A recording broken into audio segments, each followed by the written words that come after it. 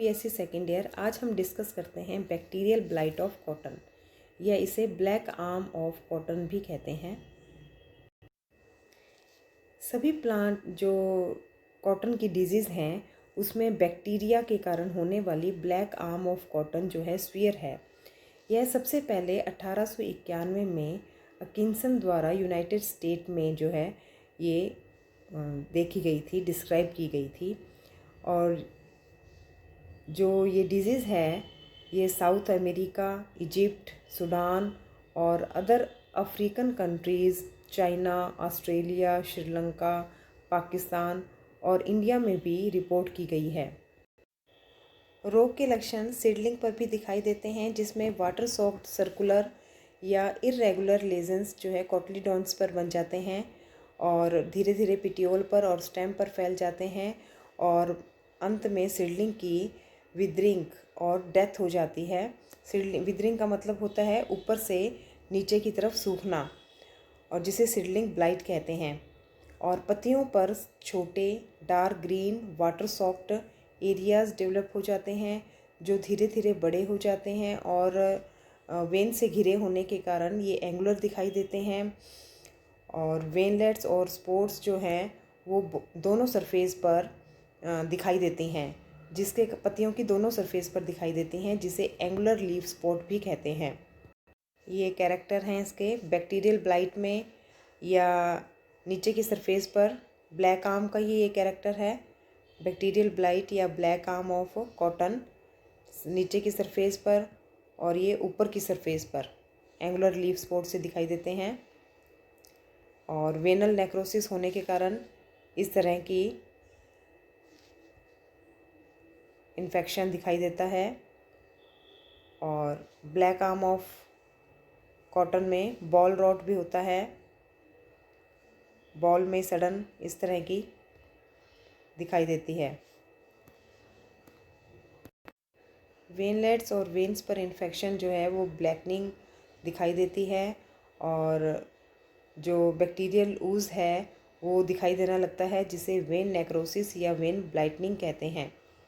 Black lesions जो हैं वो स्टेम पर ब्रांचेस पर दिखाई देते हैं और लीव्स की प्री मैच्योर अवस्था में ड्रूपिंग दिखाई देती है, जिसके कारण जो लीव्स हैं वो डाइबैक हो जाती हैं, जिसे ब्लैक आर्म कहते हैं। बॉल्स पर भी इस रोग का प्रभाव दिखाई देता है, जिसे बॉल रॉट कहते हैं। बैक्टीरियल ब्लाइट या black arm of cotton, infected leaves, infected boll. Pathogen Xanthomonas axonopodis pathovar malvacearum है, जो कपास के पौधे को प्रभावित करता है। ये एक ग्राम नेगेटिव रो टाइप बैक्टीरिया है। ये बैक्टीरिया एरोबिक है और कल्चर मीडियम पर येलो कलर की कॉलोनी बनाता है। ये कैप्सूल भी बनाता है, फॉर्म कर सकता है। Microscopic views of Xanthomonas,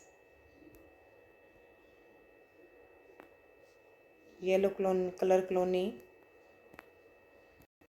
disease cycle seed bond है। सेकेंडरी इन्फेक्शन विंड वाटर द्वारा होता है। सीड बॉन्ड होने के कारण इन्फेक्टेड सीड इन सॉइल, और इन सीज़न में इन्फेक्टेड प्लांट्स ही होंगे, और ऑफ सीज़न में प्लांट डेब्रीज में इन्फेक्टेड प्लांट डेब्रीज के रूप में माइसीलियम जो है वो ज़मीन में पड़ा रहता है, मिट्टी में पड़ा रहता है, और सेकेंडरी इन्फेक्शन वाटर विंड द्वारा हो जाता है। Disease management, infected plant debris को रिमूव कर देना चाहिए। Ragging of volunteer cotton plants and weed host, crop rotation अपनाया जाना चाहिए। ग्रो रेजिस्टेंस वेराइटीज़ हम डिस्कस करते हैं। Leaf curl of cotton,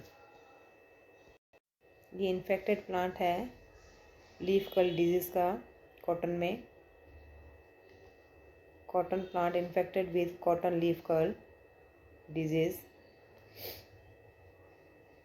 showing typical leaf curl symptoms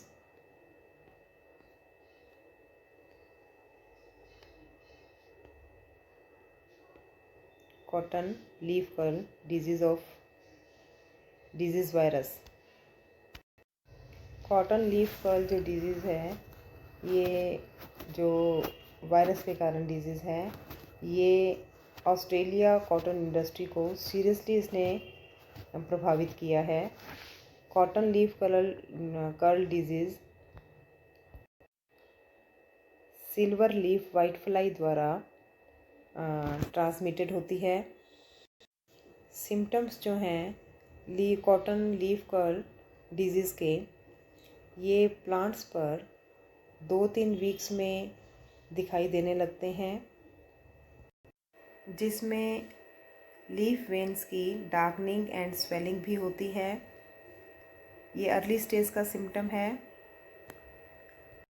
और बाद की अवस्थाओं में, इन्फेक्शन के बाद की अवस्थाओं में लीफ मार्जिन्स की अपवर्ड या डाउनवर्ड कर्लिंग हो जाती है और जो येलो और लीफ येलोइंग और मोज़ेक भी दिखाई देता है।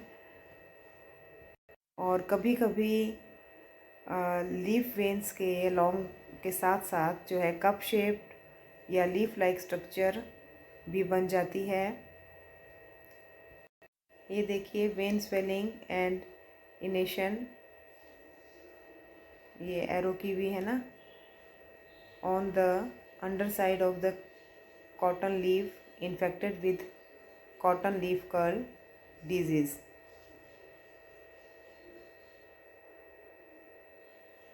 ये एरो बना रखा है, कप शेप स्ट्रक्चर बन गई है वेन्स के साथ साथ इन्फेक्टेड लीफ।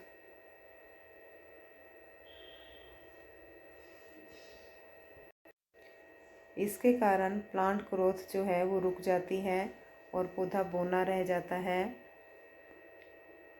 और पौधों की फ्लावरिंग है, बॉल फॉर्मेशन है, मैच्योरेशन है, यील्डिंग और लिंट क्वालिटी सभी प्रभावित होते हैं। जब ग्रोइंग सीज़न में जल्दी इन्फेक्शन हो जाता है तो एस्टिमेट किया गया है कि 20% तक कम प्रोडक्शन होता है। कॉटन लीफ कर्ल वायरस और इसका एसोसिएटेड जो वायरस है बीटा सैटेलाइट रिक्वायर्ड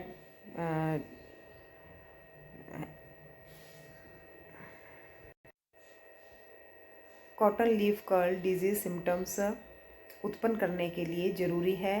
ये जो हैं सिल्वर लीफ वाइट फ्लाई के द्वारा ट्रांसमिटेड होते हैं। सिल्वर लीफ वाइट फ्लाई जो है ऑस्ट्रेलिया में उपस्थित होती है और इस्टेब्लिश्ड प्लांट वायरस जैसे tomato yellow leaf curl virus के वेक्टर के रूप में जानी जाती है। ये फीडिंग द्वारा जो सैप द्वारा वायरस को ट्रांसफ़र करने में हेल्प करती है। कॉटन लीफ कर्ल डिजीज़ जो है वो ऑस्ट्रेलिया में silver leaf white fly disease के द्वारा भी फैल सकती है, वाइट फ्लाइज के द्वारा भी फैल सकती है या फिर इन्फेक्टेड प्लांटिंग मटेरियल द्वारा फैल सकती है। कॉटन लीफ कर्ल डिजीज़ जो है वो इन्फेक्टेड ऑर्नामेंटल प्लांट्स के मूवमेंट से भी हो सकती है। प्रिवेंट के लिए सबसे ज़रूरी है prevent entry, establishment and spread of paste and disease. Come clean and go clean को फॉलो करना चाहिए। स्टाफ तथा विजिटर्स को इंस्ट्रक्ट किया जाना चाहिए कि मैनेजमेंट के दौरान हाइजीन रिक्वायरमेंट्स पूरी करें और क्रॉप को रेगुलरली चेक करें और control silver leaf white flies, use of proper pesticides. Thank you.